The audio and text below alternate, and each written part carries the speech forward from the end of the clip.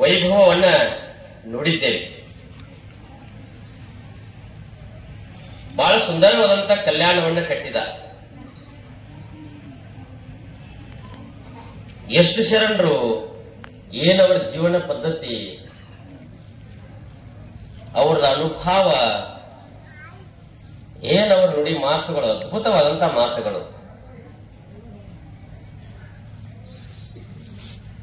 ಶಾಲೆಗೆ ಹೋಗುವಂತ ಮಕ್ಕಳಿಗೆ ಬಹಳ ವಚನಗಳು ಬರುವುದಿಲ್ಲ, ಒಂದೆರಡು ಬರುವುದು.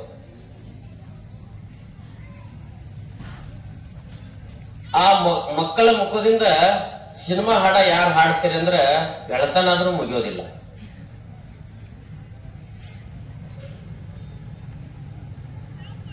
ಯಾಕೆ? ಮಕ್ಕಳು ಲಕ್ಷ್ಯ ಎಲ್ಲಿ ಐತಂದ್ರ ವಚನಗಳ ಕಡೆ ಇಲ್ಲ, ಸೂತ್ರ ಶ್ಲೋಕಗಳ ಕಡೆ ಇಲ್ಲ. ಇದು ಮಾಯಾ ಜಗತ್ತು. ಈ ಮಾಯಾ ಜಗತ್ತಿನಲ್ಲಿ ಎಲ್ಲರನ್ನು ಒಂದ್ಸಲ ದೀಪಕ್ಕೆ ಹೆಂಗ ಕುಡಿ ಬರ್ತದೋ ಹಂಗ ಮಂಕನ್ನ ತರಿಸಿ ಬಿಡ್ತದ. ಒಂದ್ಸಲ ನೀವು ಎಲ್ಲಾದ್ರೂ ಪ್ರದರ್ಶನ ಇಟ್ಟು ಬಿಡಿ ನೋಡಿ, ಇಷ್ಟು ಹುಡುಗರು ಸುಂದರ ಏನ್ ಹಾಡು ನೋಡ್ಬೇಕು, ಅದ್ಭುತ ಹಾಡು ಬಿಡ್ತಾರ ಅವರು. ವಚನಗಳನ್ನ ಎಷ್ಟು ಜನ ನಾವು ಬೈಪಾಟ್ ಮಾಡ್ತೀವಿ, ಎಷ್ಟು ಜನ ಆಯ್ತೀವಿ ಅಂದ್ರ ಬಹಳ ಜನ ಕಡಿಮೆ ತರ್ತೀವಿ. ನೀವು ಬೆಳಗ್ಗೆ ಎದ್ದ ತಕ್ಷಣ ಮಡಿಯಲ್ಲಿ ಒಂದು ವಚನ ಅಂದ್ರಿ ಅಂದ್ರ ಆ ಮಗುನ ವಚನ ಅನ್ನಕತ್ತದ. ಎದ್ರೂಪ್ಲೆ ನೀವು ಮಾಧ್ಯಮಗಳನ್ನು ಹಚ್ಚಿದ್ರಂದ್ರ ಅದ್ರಾಗ ಮಾಧ್ಯಮದ ಏನೂ ಇಲ್ಲ, ಬರೀ ಸಿನಿಮಾ ಹಾಡುಗಳನ್ನು ಹಚ್ಚಿಬಿಟ್ಟಿರ್ತಾರೆ. ಜರ ಸಿನಿಮಾ ಹಾಡುಗಳನ್ನು ಹಚ್ಚಿದಾಗ ಅವುಗಳ ಗುಣಗುಣು ಮನೆಯಲ್ಲಿ. ಇನ್ನು ಹುಡುಗರೆಲ್ಲ ಹಾಕಿದ್ರೆ ನೀವೆಲ್ಲ ಮೊಬೈಲ್ಗಳನ್ನು ಕೊಟ್ಟು ಬಿಡ್ತೀರಿ. 15-20 ಸಾವಿರ ಕೊಟ್ಟು ತಂದ ಮಕ್ಕಳಿಗೆ ಕೊಡ್ತೀರಿ. ಅವೆಲ್ಲ ಬರೀ ಸರಸ್ಕೋತ್ ಕೂತು ಬಿಡ್ತಾವ. ಯಾಕೆ ಈ ಮಾತನ್ನು ಹೇಳಾಕ್ತೇನಂದ್ರ, ನಮ್ ಶಾಲೆಯಾಗ ಪಾಲಕರ ಕನಿಷ್ಠ ಏನೂ ಇಲ್ಲಂದ್ರೆ ದಿನ ಒಂದು 10-20 ಮಂದಿ ಪೂರ್ಣಿಸ್ತಾರ. ಮುತ್ಯಾರ ಏನಾರು ಹೇಳ್ರಿ, ಒಟ್ಟ ಹುಡುಗರು ಮಾತ ಕೇಳವಲ್ಲ, ಒಟ್ಟು ಮೊಬೈಲ್ ಅತ್ತಾವು. ಮೊಬೈಲ್ ಅನ್ನೋದು ನೀವು ಬಳಸೋದು ಕಡಿಮೆ ಮಾಡ್ಬೇಕು. ನೀವು ಕಡಿಮೆ ಮಾಡ್ಲಾರ ಏನು ಮಾಡಕ. ನೀವು ಬೆಳಗ್ಗೆ ಎದ್ರೂಪಲೆ ತಂದೆ ನೀನು, ತಾಯಿ ನೀನು, ಬಂಧು ನೀನು, ಬಳಗ ನೀನು, ನೀನಲ್ಲದೆ ಮತ್ತಾರು ಇಲ್ಲವಯ್ಯ, ಕೂಡಲ ಸಂಗಮ ದೇವ, ಹಾಲಲ್ಲದ್ದು ನೀರಲ್ಲದ್ದು ನಿಮ್ಮ ಧರ್ಮ.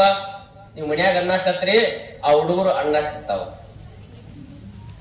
ಕಳಬೇಡ ಕೊಲಬೇಡ, ಹುಸಿಯ ನುಡಿಯಲು ಬೇಡ, ಮುನಿಯ ಬೇಡ, ಅಣ್ಣರಿಗೆ ಅಸಹ್ಯ ಪಡಬೇಡ, ತನ್ನ ಬಣ್ಣಿಸಲಬೇಡ, ಇದಿರು ಅಳೆಯಲು ಬೇಡ. ಇದೇ ಅಂತರಂಗ ಶುದ್ಧಿ, ಇದೇ ಬಹಿರಂಗ ಶುದ್ಧಿ, ಇದೇ ನಮ್ಮ ಕೂಡಲ ಸಂಗಮ ದೇವನ ಒಲಿಸುವ ಪರಿ. ನೀವು ಜಾರ ಪ್ರತಿನಿತ್ಯ ಎಲ್ಲಾ ಕಲಿಸ್ಬೇಡ್ರೆ, ಒಂದೊಂದು ದಿವಸ ಕಳಬೇಡ, ಕೊಲಬೇಡ, ಹುಸಿಯ ನುಡಿಯಲು ಬೇಡ. ಒಂದೊಂದು ಮಾತುಗಳನ್ನು ನೀವು ಕಲಿಸ್ತಾ ಹೋದ್ರಂದ್ರ ಒಂದೊಂದು ಶಬ್ದಗಳನ್ನು ಅನ್ಕೋತ ಹೋಗ್ತಾವ. ಜಾರ ನೀವು ಯಾವತ್ತು ಹೀಗೇ ಮುಂದುವರಿಸಿರಿ ಅಂದ್ರ ನಿಮ್ಮ ಮಕ್ಕಳು ದೊಡ್ಡವರಾದಾಗ ಅವ್ರ ಕಲ್ಯಾಣ ಅಂದ್ರೆ ಗೊತ್ತೇನೆ ಆಗೋದಿಲ್ಲ.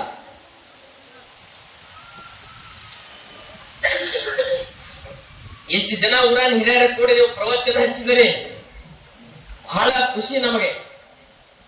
ಮುಂದೆ ಕಾಲಕ್ಕೆ ಹುಡುಗರು ಬಂದ್ರಂದ್ರ ಅವರು ಪ್ರವಚನ ಅನ್ನೋದು ಹೋಗಿಬಿಟ್ಟಾಗ ಬರೀ ಡಿಸ್ಕೋ ಡ್ಯಾನ್ಸರ್ಗಳನ್ನು ತಂದು ಬಿಟ್ರಂದ್ರ ಪರಿಸ್ಥಿತಿ ಹೆಂಗಾಗಬಾರ್ದು.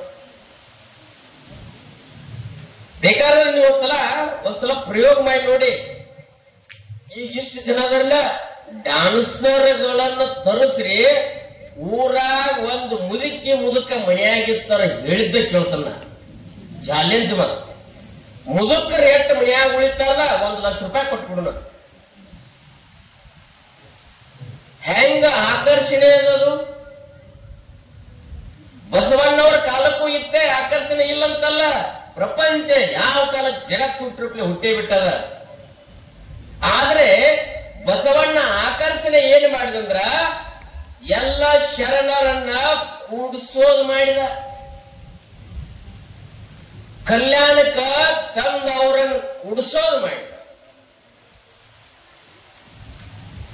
ಏನ್ ಕೂಡಿದ್ರು ಶರಣರ ಮುಖದಿಂದ ಬಂದಂತ ಎಲ್ಲ ಮಾತುಗಳು ಯಾವ ಯೂನಿವರ್ಸಿಟಿ ಅವ್ರಿಗೂ ಆಗೋದಿಲ್ಲ. ಅಂತ ಅದ್ಭುತವಾದಂತ ವಚನಗಳು. ಆ ಕಾಲಕ್ಕೆ ಹೆಣ್ಮಕ್ಳು ಯಾರು ಹೊರಗೆ ಬರಲ್ಲ.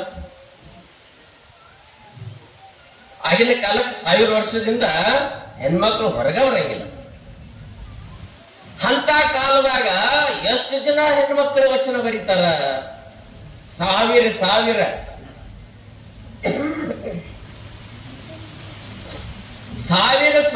ಜನ ವಚನಗಳನ್ನು ಹೆಣ್ಮಕ್ಳು ಬರೀತಾರ. ಅಂದ್ರ ಹೆಣ್ಮಕ್ಳಿಗೆ ವಚನ ಬರೆಯಕ್ ಯಾಕಂದ್ರ ಅವ್ರಿಗೆ ಸಂಘ ಇತ್ತಲ್ಲ, ಕಲ್ಯಾಣದ ಸಂಘ ಇರುವುದರಿಂದ ವಚನಗಳ ಬಂದು. ನಿಮಗೆ ಸಿನಿಮಾ ಸಂಘಗಳಿರಂದ್ರ ಸಿನಿಮಾ ಹಾಡುಗಳ ಬಂದು.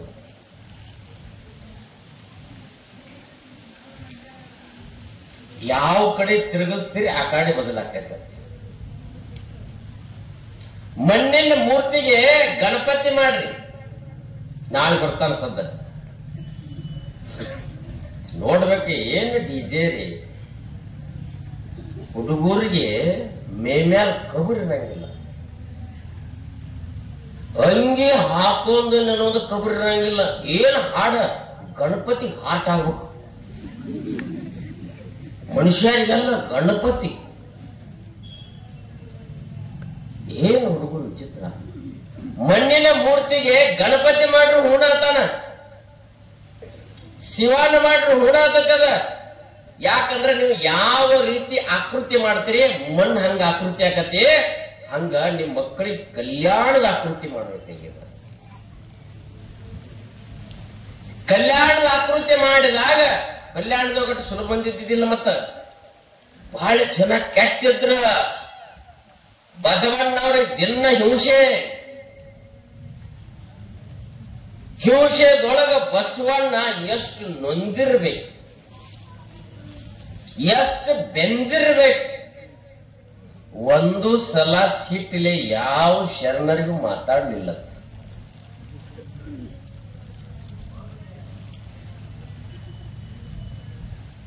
ಲಕ್ಷದ ಮ್ಯಾಲ 96,000 ಜನರನ್ನ ಹೆಂಗ್ ಹಿಡಿದಿದ್ದ, ಎಷ್ಟು ಪ್ರೀತಿ ಮಾಡಿದ್ದ.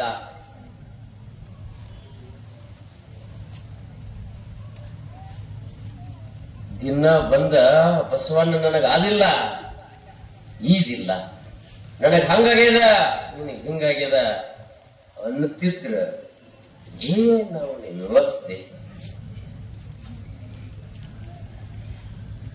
ಅವನ ವ್ಯವಸ್ಥೆ ನೋಡಿ ಕಲ್ಯಾಣದಾಗ ಜನರು ಬದಲಾಗುತ್ತೆ. ಯಕಾಡೆ ಕರೀತಾರ ಕಡೆ ಹೋಗ್ತಿದ್ದ, ಏನ್ ಹೇಳ್ತಾರ ಮಾಡ್ತಿದ್ದ. ಇವರನ್ನು ಹಿಡಿಯೋದಷ್ಟ ಅಲ್ಲ, ಮಂತ್ರಿಯಾಗಿ ಕೆಲಸ ಕಾಯಕ ಮಾಡಿದ್ದ. ಕಾಯಕ ಹೆಂಗಿತ್ತಂದ್ರ ಅದು ಜೀವನದಾಗ ಯಾರಿಗೂ ಮಾಡಕ್ ಸಾಧ್ಯ ಇಲ್ಲ. ಒಂದ್ಸಲ ಬಸವಣ್ಣವರು ಲೆಕ್ಕಪತ್ರ ಮಾಡಾಕತ್ತಿದ್ರ. ನೀವು ಜಾತ್ರೆ ಆದ್ರೂ ಮಾಡ್ತೀರಿ,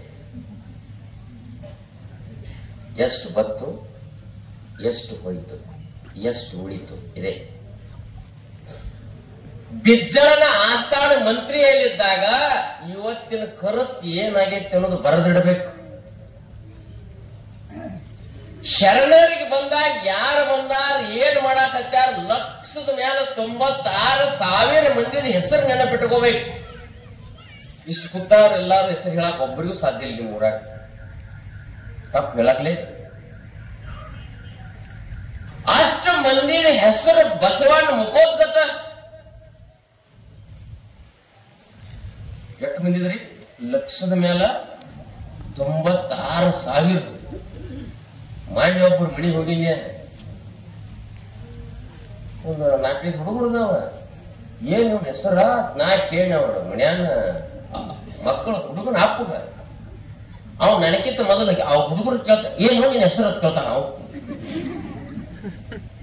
ಹೆಂಗೆ ಅವನ ಮಕ್ಕಳ ಹೆಸರು ಅವಾಗ ಗೊತ್ತಿಲ್ಲ. ಬಾಳದವ್ ತಡ್ರಿ ಮರ್ತವ್ ಯಾವ್ದು ಕೆಟ್ಟವನು ಯಾವ್ದು ತಾನ ಹೆಂಗ. ನಮ್ಮ ಜೀವನ ಹಿಂಗದ ಮನ್ಯಾನ ಅವ್ರದ ನೆನಪಿಲ್ಲ. ಬಸವಣ್ಣಗೆ ಲಕ್ಷದ ಮ್ಯಾಲ 96,000 ಜನರ ನೆನಪಿಟ್ಕೋಬೇಕ. ಯಾರ್ಯಾರ್ದು ಕಾಯಕ ಅನ್ನೋದು ಗೊತ್ತಿರ್ಬೇಕು, ಅನುಭವ ಮಂಟಪಕ್ಕೆ ಯಾರ್ಯಾರು ಬಂದಾರ ಅನ್ನೋದು ಗೊತ್ತಿರ್ಬೇಕು. ಅಂತದ್ರಾಗ ಬಿಜ್ಜಳದ ಆಸ್ಥಾನದಲ್ಲಿರುವಂತ ಲೆಕ್ಕಪತ್ರ ಮಾಡ್ಬೇಕು. ಯಾರು ವೈರಿಗಳ ದಂಡೆತ್ತಾರ ಅನ್ನೋದು ನೋಡ್ಕೋಬೇಕು. ರಾಜ್ಯದಲ್ಲಿ ಯಾವ ಜನರಿಗೆ ಏನೇನು ಬೇಕನ್ನೋದು ಯೋಚನೆ ಮಾಡ್ಬೇಕು. ತಲೆ ಒಡೆದು ಹೋಗುವಂತ ಯೋಚನೆ ಮಾಡಿ ಲೆಕ್ಕಪತ್ರ ಮಾಡಕತ್ತಿದ್ದ.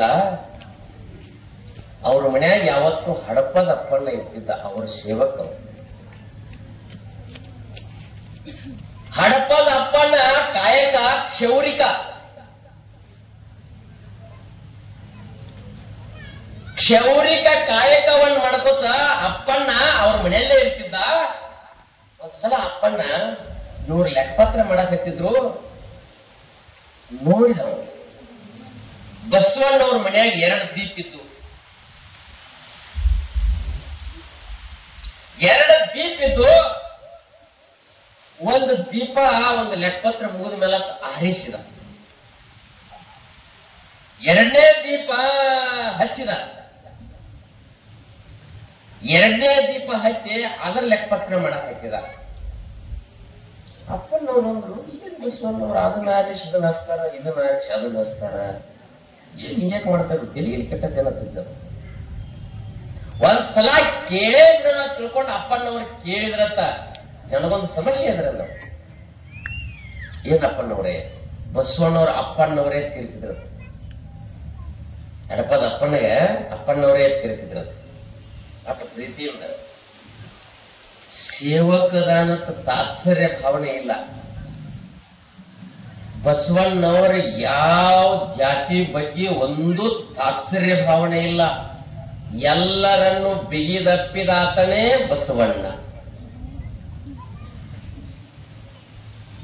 ಎಲ್ಲರನ್ನು ಬಿಗಿದಪ್ಪಿದಾತನೇ ಬಸವಣ್ಣ. ಅದಕ್ಕ ಹೇಳ್ತಾರ, ಹೆಣ್ಣಿಗಾಗಿ ಬಂದಾತನಲ್ಲ, ಹಣ್ಣಿಗಾಗಿ ಬಂದಾತನಲ್ಲ, ಮಣ್ಣಿಗಾಗಿ ಬಂದಾತನಲ್ಲ. ಎದಕ್ಕಾಗಿ ಬಂದಾತ? ಅನುಭವದ ನುಡಿಗಳನ್ನ ಕಲ್ಯಾಣದಲ್ಲಿ ಕೂಡಿಸಿ ಎಲ್ಲ ಶರಣರ ಒಂದು ಮಾಡೋಕೆ ಬಂದಾತ ನಮ್ಮ ಬಸವಣ್ಣ. ಹಿಂಗಾಗಿ ಅಪ್ಪಣ್ಣ ಕೇಳ್ದ, ಇಲ್ರಿ ನನಗೊಂದು ಸಮಸ್ಯೆ ಬಂದತಿ ಏನಂತಂದ. ಅವಾಗ ಕೇಳ್ದ, ಆ ದೀಪ ಆರಿಸಿ ಇದನ್ನ ಬರದ್ರಿ, ಈ ದೀಪ ಆರಿಸಿ ಅದನ್ನ ಬರದ್ರಿ, ಯಾಕ ಏನಿದ್ರ ಮರ್ಮ ಅಂದ. ಅವಾಗ ಅಪ್ಪಣ್ಣವ್ರು ಹೇಳಿದ್ರತ್ತ, ಆ ದೀಪ ಬಿಜ್ಜಳ ಮಹಾರಾಜನ, ಅವನ ಲೆಕ್ಕಪತ್ರ ಬರುವತ್ನಾಗ ಅವನ ದೀಪ ಹಚ್ಕೊಂಡು ಬರಿತಿದ್ರತ್. ಕಲ್ಯಾಣದ ಲೆಕ್ಕಪತ್ರ ಇತ್ತಲ್ಲ, ಕಲ್ಯಾಣದ ಶರಣರ್ದಿತ್ತಲ್ಲ, ವಚನಗಳನ್ನು ಬರಿತಿದ್ರಲ್ಲ, ಮನೆಗಾಗಿ ಬಳಸ್ತಿದ್ರಲ್ಲ, ಅವಾಗ ತಮ್ಮ ಮನೆ ದೀಪ ಹಚ್ತಿದ್ರ. ನಮ್ಮದು ಹೆಂಗದ? ಬಸವಣ್ಣನ ನಿಷ್ಠೆ ಎಷ್ಟದ? ಅಪ್ಪಣ್ಣ ದಿಗ್ಭ್ರಮೆ ಆದವ. ಅದಕ್ಕ ಬಸವಣ್ಣ ಹೇಳ್ದ, ಅಣ್ಣದ ಒಂದಗೊಳ ಸೀರೆಯೊಳಗೊಂದೆಳೆ, ಹಿಂದಿಂಗೆ ನಾಳಿಂಗೆ ಎಂದರೆ ನಿಮ್ಮ ಆಣೆ ನಿಮ್ಮ ಪ್ರಮತರಾಣೆ.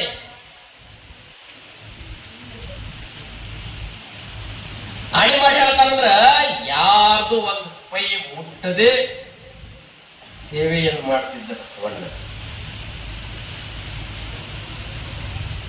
ಅವರ ಧರ್ಮಪತ್ನಿಯರು ಹಂಗೆ. ಎಂದೋ ಬಸವಣ್ಣಗೆ ಅಹಂಕಾರ ಬಂದದ್ದು ಶಬ್ದನೇ ಇಲ್ಲ.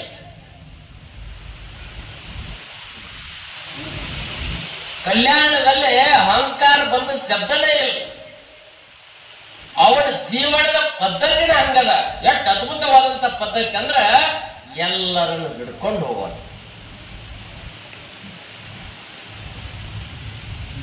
ಕಾಯಕ, ದಾಸೋಹ, ಅನುಭವ, ಇವುಗಳನ್ನ ಅವನು ಉಸುರು ಉಸುರು ಉಸುರಾಗಿರ್ತದೆ, ಉಸುರಾಗಿರ್ತದೆ.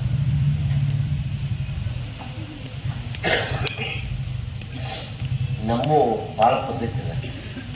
ನಮ್ದೇನಂದ್ರ ಪ್ರಪಂಚವೇ ಉಸಿರು,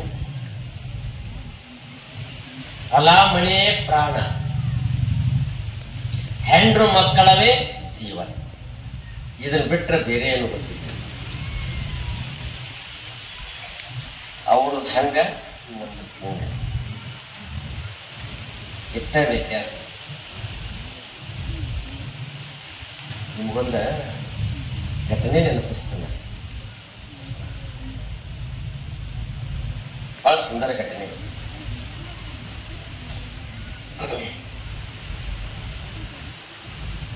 ಆ ಘಟನೆಯಲ್ಲಿ ಜೀವನದ ಸಾರ ಅಡಗಿದೆ.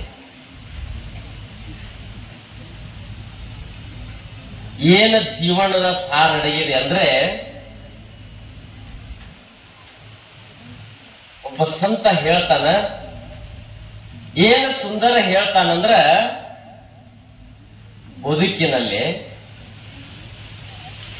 ಬದುಕಿನಲ್ಲೇ ಸಂಪತ್ತನ್ನು ಗಳಿಸಿದವರು ಬಹಳ ಜನ ಅದಾರ. ಬದುಕಿನಲ್ಲೇ ಸಂಪತ್ತನ್ನು ಗಳಿಸಿದವರು ಬಹಳ ಜನ ಅದಾರ. ಬದುಕಿನ ತುಂಬ ಜ್ಞಾನವನ್ನು ಗಳಿಸದೇ ಇರೋರು ಬಹಳ ಜನ ಕಡಿಮೆ ಅದಾರ.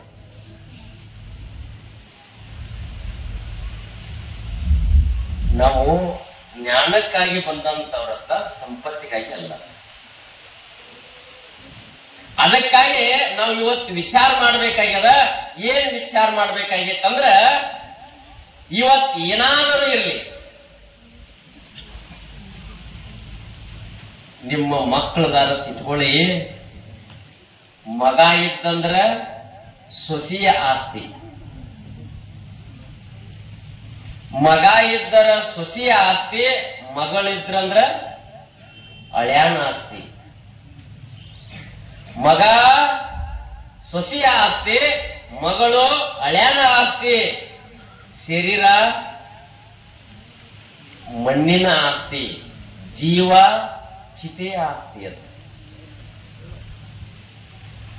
ಮಗ ಸೊಸೆಯ ಆಸ್ತಿ ಆಗುವುದನ್ನು ನೋಡಿದ್ವಿ, ಮಗಳು ಅಳ್ಯಾನ ಆಸ್ತಿ ಆಗುವುದನ್ನು ನೋಡಿದ್ವಿ, ಶರೀರ ಮಣ್ಣಿನ ಆಸ್ತಿ ಆಗುವುದನ್ನು ನೋಡಿದ್ವಿ, ಜೀವ ಚಿತೆ ಆಸ್ತಿ ಆಗುವುದನ್ನು ನೋಡಿದ್ವಿ.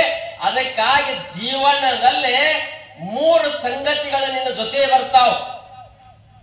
ಜೀವನದಲ್ಲಿ 3 ಸಂಗತಿಗಳು ನಿನ್ನ ಜೊತೆ ಬರ್ತಾವು. ಪುಣ್ಯ ಮಾಡಿದ್ರ ಪುಣ್ಯ ಬರ್ತದ, ಆ ಪುಣ್ಯ ನಿನ್ನ ಸ್ವರ್ಗಕ್ಕೆ ಕರ್ಕೊಂಡು ಹೋಗ್ತದ ಅಂತ. ಪಾಪ ಮಾಡಿದ್ದೆ ಅಂದ್ರೆ ಪಾಪ ಬರ್ತದ, ನಿನ್ನ ನರಕಕ್ಕೆ ಕರ್ಕೊಂಡು ಹೋಗ್ತದಂತ. ಇನ್ನೊಂದು, ನಿನ್ನ ಜೀವನದಾಗ ಗುರುಗಳ ಕಡೆ ಮಂತ್ರವನ್ನು ತಗೊಂಡು ಯಾವತ್ತು ಬಾಯಿಂದ ಮಂತ್ರವನ್ನು ಪಠನೆ ಮಾಡ್ತಿದ್ದಂದ್ರ ನಿನ್ನ ಸಾಕ್ಷಾತ್ ಈಶ್ವರನ ಕಡೆ ಕರ್ಕೊಂಡು ಹೋಗ್ತದಂತ. ನೀವು ಯಾವ್ದು ಬೇಕು ಅದನ್ನ ಆಯ್ಕೆ ಮಾಡ್ಕೊಳ್ಳಿ, ನಿಮಗೆ ಯಾವ್ದು ಬೇಕಲ್ಲ. 3 ನೀವು ಹೆಂಗ್ ಬೇಕಾದಂಗ ಉಪಯೋಗ ಮಾಡ್ಕೊಳ್ಳಿ. ಯಾಕಂದ್ರೆ ಈ ಜಗತ್ತ ಬಹಳ ಅದ್ಭುತ ಅದ, ಬರೀ ದುಃಖ ಪಡು ತುಂಬಿದ, ಅಳಿಸ್ತದ. ಸದ್ಯ ನಿಮ್ ಜಾತ್ರೆ ಪ್ರಾರಂಭ ಅದ, ನಾಳೆನೇ ದಿವಸ ನಾನು ನೋಡ್ನೆ. ಇವತ್ತೆಲ್ಲ ಬಟ್ಟೆ ಖರೀದಿ ಆಗ್ಯಾವ. ಆ ಅಂಗಡಿಯನವ್ರು ಫೋನ್ ಹಚ್ಚಿದ್ರು ನನಗ, ಮಿನಿಮಮ್ ಬದುಕುಣಿಕೆ ರೊಕ್ಕನ ಇಲ್ಲಂದ್ರೆ ಒಂದು 20 ಲಕ್ಷ ರೂಪಾಯಿ ವ್ಯಾಪಾರ ಆಗೈತೆ. ಬಟ್ಟೆ ತಗೊಂಡ್ರೆ ಇರ್ಲಿ ತಗೊಳ್ಳಿ, ಜಾತ್ರೆ ಮಾಡಿ. ಜಾತ್ರೆ ಬಹಳ ಸುಂದರ. ಏನು 1, 2, 3 ಸಾಮಾನುಗಳಿಟ್ಟದಾವ. ನಾಳೆ ಜಾತ್ರೆಯಾಗಿ ನಿಮ್ಮ ಮಕ್ಕಳನ್ನು ಕರ್ಕೊಂಡು ಹೋಗ್ತೀವಿ. ಕರ್ಕೊಂಡು ಹೋದಾಗ ಮಗುವಿಗೆ ತೋರಿಸ್ತೀರಿ, ಇದು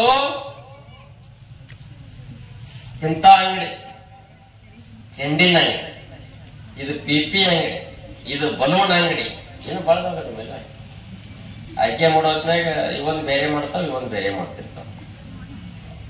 ಟ್ರಕ್ಕ, JCB, ಟ್ರ್ಯಾಕ್ಟರ್ ಇವು ಹೆರ್ಬಿನ, ಬವ್ವ, ಚಿಕ್ಕಿಲಿ ಅಲ್ಲ, ಚಾಯ್ಸ್ ಚೇಂಜ್. ಇಷ್ಟೆಲ್ಲ ಇರುವಾಗ ಆಯ್ಕೆ ಮಾಡ್ಕೊಂಡು ಖರೀದಿ ಮಾಡ್ತೀರಿ. ನಿಮ್ಮ ಮಕ್ಕಳನ್ನ ಕರ್ಕೊಂಡು ಹೋದಾಗ ಆ ಮಗು ನಿಮ್ಮ ಜಾತ್ರೆಯನ್ನು ಸುಂದರವಾಗಿ ನೋಡ್ತದ. ನಿಮ್ಮ ಮಗುನನ್ನು ತೋರಿಸ್ತೀರಿ, ಬೇಲ್ಪುರಿ ಅಂಗಡಿ ತೋರಿಸ್ತೀರಿ, ಪಾನಿಪುರಿ ಅಂಗಡಿ ತೋರಿಸ್ತೀರಿ, ಎಲ್ಲವನ್ನು ತಿನ್ನಿಸ್ತೀರಿ, ಜಾತ್ರೆ ಮಾಡ್ತೀರಿ. ಮಾಡಿ ಅಷ್ಟ್ರೊಳಗನ ಮಗು ಏನಾತಂದ್ರ ಆ ಗದ್ದಲದಾಗ ಒಂದಿಟ್ಟ ಹಿಂದ್ ಉಳಿತು. ಹಿಂದ್ ಸರದ್ ಉಳಿತು.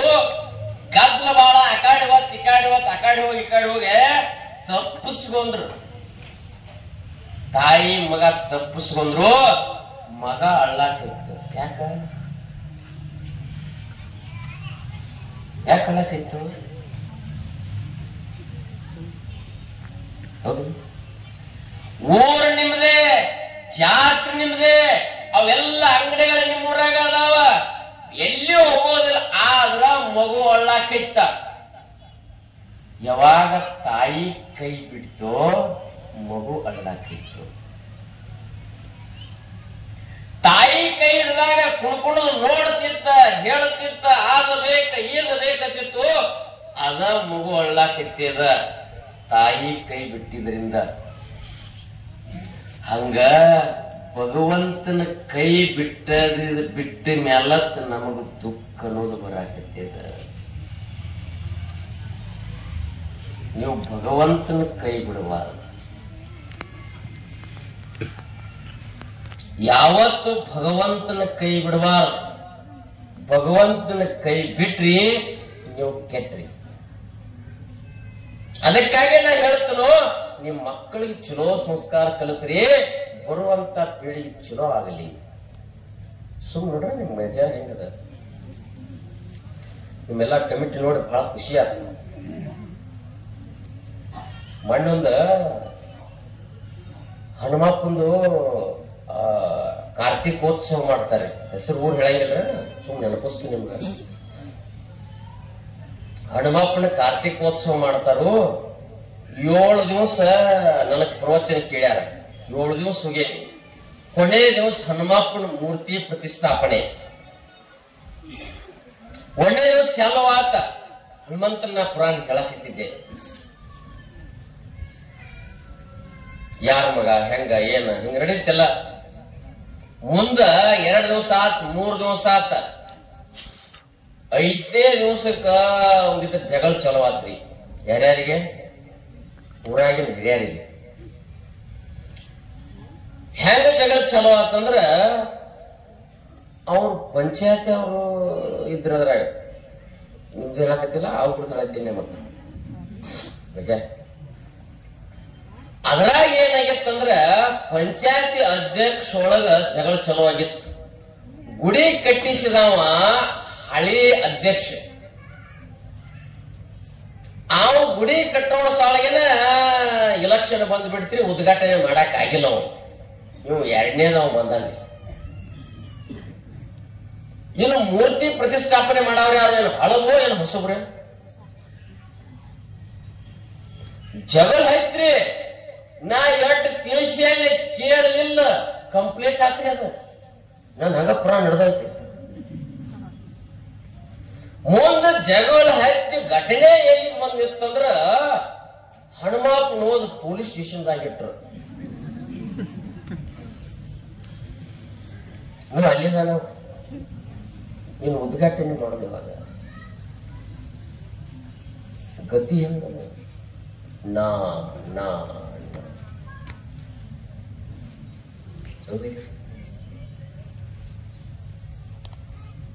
ಎಮ್ಮೆ ಹಿಂಡ್ತೀರಿಲ್ಲ ನೀವೆಲ್ಲ. ಅಲ್ಲಿನ ವ್ಯಾಪಾರ ಬಹಳ ಜೋರ ತಿಂದೆಲ್ಲ. ಎಲ್ಲಿ ಕೂತ್ ಹಿಂಡ್ತೀರಿ ಅವನು? ಎಲ್ಲಿ ಕೊಂಡಿರ್ತೀರಿ ಅವ? ಏನಾದ್ರೂ ತರು ಬಿಡಿಸ್ತೀರಿ. ನಿಮ್ಮ ಕೈಯಾಗ ಎಮ್ಮೆ ಮುಳ್ಳಲ್ಲವ. ಹೌದಿಲ್ಲ? ಇಟ್ಟು ಚಂದ್ರಿ. ಅಟ್ಟ ಒಂದಿಟ್ಟಿನ ಕೊಟ್ಟಾಗ ಮಾಡ್ತೀರಿ ಅದಕ್ಕ ಎಮ್ಮಿಗೆ. ನಮ್ಮದಕ್ಕೆ ಏನು ಕೊಟ್ಟಾರ ತುತ್ತ ಎಮ್ಮಿ ಅದು ತಿನ್ಕೋ ತಿಂದಿರ್ತೀರಿ. ಒಂದು ಚರಿಗೆ ತಗೊಂಡ್ ಒಂದು ಗುಂಡೆ ತಗೊಂಡ್ ಅದ್ರಾಗ ಒಂದಿಷ್ಟು ನೀರು ತಗೊಂಡ್ ಎಲ್ಲಿ ಬಿಡ್ತೀರಿ ಮೊದಲ ಎಲ್ಲೇ ಎನ್ನಾಗ ಎಷ್ಟು ಚಂದ ನೋಡ್ರಿ. ಅಟ್ ನೀರು ಬಡದು ಮಾಡಿ ಅದಕ್ಕೆ ಅಟ್ಟ ತರು ಬಿಟ್ಟಂಗ ಮಾಡಿ ಸರ್ ಹಿಂಡತೀರಿ. ನಮ್ಮಲ್ಲಿ ಮೈಗೂರ ಬಟ್ಟೆ ಸೊಸಿ ನಾ ಕೆಳಗ್ ಕೂತ್ ಹಿಂಡಂಗಿಲ್ಲ ಅಂದ್ರಕ್ಕೆ. ನಾ ಯಾವತ್ತು ಇಂಜಿನಿಯರಿಂಗ್ ಓದೇನಿ, ಹಿಂಗಾಗಿ ನಾ ಕೆಳಗ್ ಕುಂಡ್ರಂಗಿಲ್ಲ, ಮ್ಯಾಲ ಕುಂಡಿರ್ತಾನ ಅಂದ್ರ. ಅವ್ ಮಾವ ಅಂದ ಮ್ಯಾಲ ಕುಂಡ್ರಿ ಅವನಿ ಅಂದವ, ಹಿಂಡ್ಯಾವ ಅಂದವ. ಮ್ಯಾಲ ಕೂತ್ರ ಹಿಂಡ ಕೊಡ್ತೀನಿ, ಕೆಳಗ ಕುಂಡ್ರಿ. ಹಂಗ ಅಹಂಕಾರದಿಂದ ಇವತ್ತು ಏನಾಗೈತೆ ಅಂದ್ರೆ ಜೀವನ ಕೆಡಿಸದೆ. ಬಸವಣ್ಣನವರಿಗೆ ಅಹಂಕಾರ ಅನ್ನೋದು ಗೊತ್ತೇ ಇಲ್ಲ. ಲಕ್ಷಾಂತರ ಮಂದಿ ಬಂದ್ರು ಅವರನ್ನ ಹಿಡ್ಕೊಂಡು ಹೋಗುವಂತ ಸಾಮರ್ಥ್ಯ ಬಸವಣ್ಣವರಿಗೆ.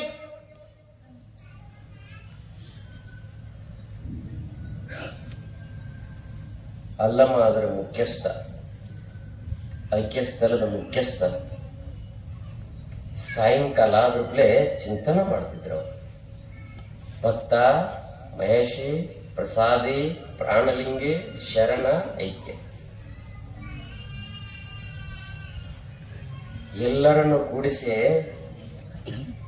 ಅಲ್ಲಮ್ಮ ಸುಂದರ ಮಾತನ್ನು ಹೇಳಿದ. ಏನಂತ ಹೇಳಿದ? ಸತ್ಯವೂ ಇಲ್ಲ, ಅಸತ್ಯವೂ ಇಲ್ಲ. ಸಹಜವೂ ಇಲ್ಲ, ಅಸಹಜವೂ ಇಲ್ಲ. ನಿತ್ಯವೂ ಇಲ್ಲ, ಅನಿತ್ಯವೂ ಇಲ್ಲ. ಇಲ್ಲ ಇಲ್ಲ ಇಲ್ಲ ಮಹೇಶ್ವರ. ಸಿದ್ದೇಶ್ವರಪ್ಪಗಳು ತಮ್ಮ ಜೀವನದ ವಿಲ್ಲಿನ್ಯಾಗ ಇದನ್ನ ವಚನ ಬರೆದಿಟ್ಟಿದ್ದಾರೆ. ಒಂದ್ಸಲ ಇನ್ನೊಂದ್ಸಲ ನೋಡಿ. ಸತ್ಯವೂ ಇಲ್ಲ, ಅಸತ್ಯವೂ ಇಲ್ಲ. ಸಹಜವೂ ಇಲ್ಲ, ಅಸಹಜವೂ ಇಲ್ಲ. ನಿತ್ಯವೂ ಇಲ್ಲ, ಅನಿತ್ಯವೂ ಇಲ್ಲ. ಇಲ್ಲ ಇಲ್ಲ ಇಲ್ಲ ಗುಹೇಶ್ವರ, ನಿಮ್ಮ ಎಲ್ಲ ಶರಣರೇ ಇಲ್ಲ. ಆದ್ಮೇಲೆ